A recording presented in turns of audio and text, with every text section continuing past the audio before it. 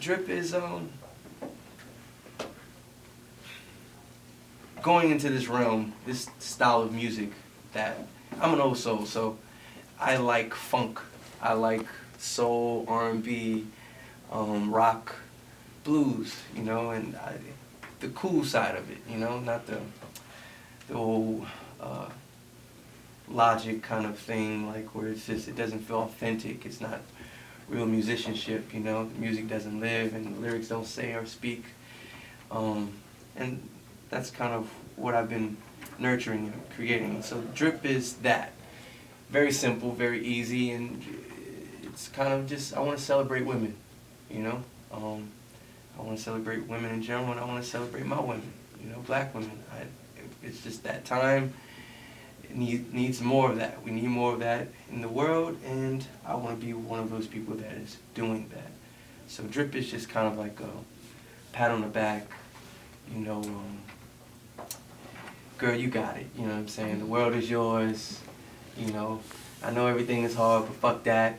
You're chosen. God wouldn't give it to you if he didn't think you could handle it.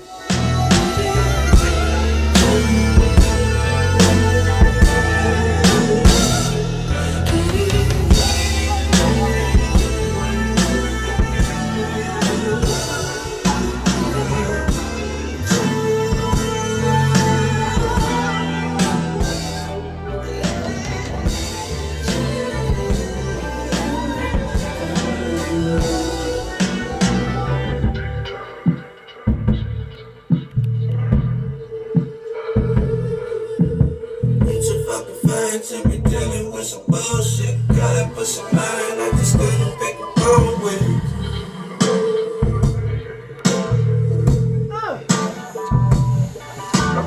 It's a fucking fine to be dealing with some bullshit, gotta put some mind, I just couldn't pick a problem with it.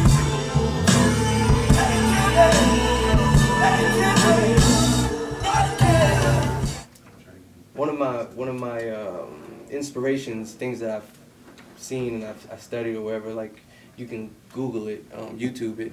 Marvin Gaye rehearsal. He's laying on the couch. He's laying on the couch.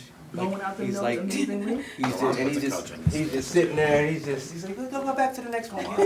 To the chorus. That's right. Oh, and he's just in it, right? But if you imagine the environment was, if there were women there, if there were people there to just be in that zone and live in that, and just while he's just recording, I mean, it just would be just a psychedelic feeling. Also, another experience I had last month, I went to Jamie Foxx's house for a little like party or whatever, and Snoop Dogg was there with Bishop Don Juan, right? So they just locked themselves in the studio.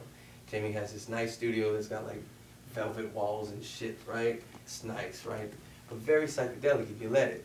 So Snoop has this radio station called Cadillac Records. Or no, Cadillac Radio. Some shit like that. Really great. All it plays is 70s R&B, soul music. And y'all know Snoop. He's got his own weed and all that kind of shit. And I was lurking because I ain't bring no weed, so I was like, let me try to weasel my way into this room, right? It's my first time meeting Snoop. You know, and in my mind, I'm like, yo, if I can smoke with Snoop, this shit would be crazy, right?